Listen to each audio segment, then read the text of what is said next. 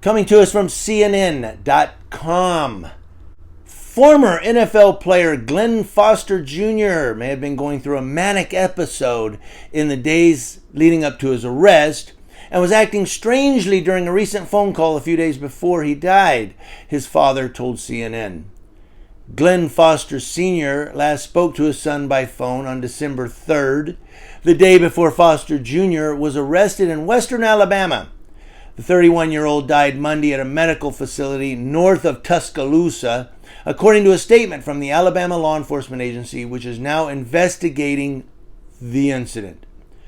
In their phone conversation, Foster Jr. was being uncooperative and not being reasonable, Foster Sr. said.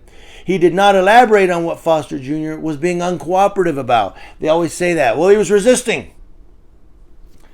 You could be like, what's your name? F you, that's my name. You're resisting. I wouldn't spell my name and the cop said, you're resisting. I said, common spelling. But he said, you're resisting.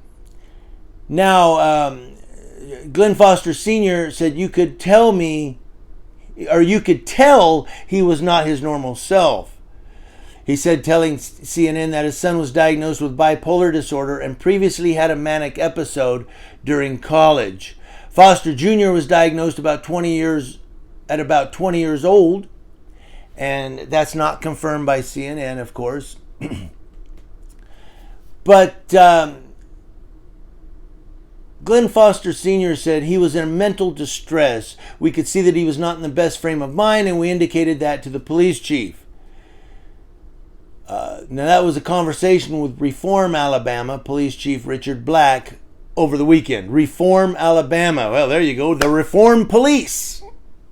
There's a town for you. You wanted Reform Police reform? There you go. Go to Reform, Alabama. State authorities are investigating the death of the former New Orleans Saints player 2 days after he was taken into police custody. Glenn Foster Jr. played as a defensive lineman for the New Orleans Saints in 2013 and for part of the 2014 season, according to NFL.com. So, this manic episode thing, again, we had mentioned another story with Demaryius Thomas. Could these manic episodes be related to concussion protocol? This guy's played football since he was a kid. Bam, bam, bam. Could that start causing something? Or was it something different? We don't know, but that's something that they're going to look into, I'm sure. What do you think?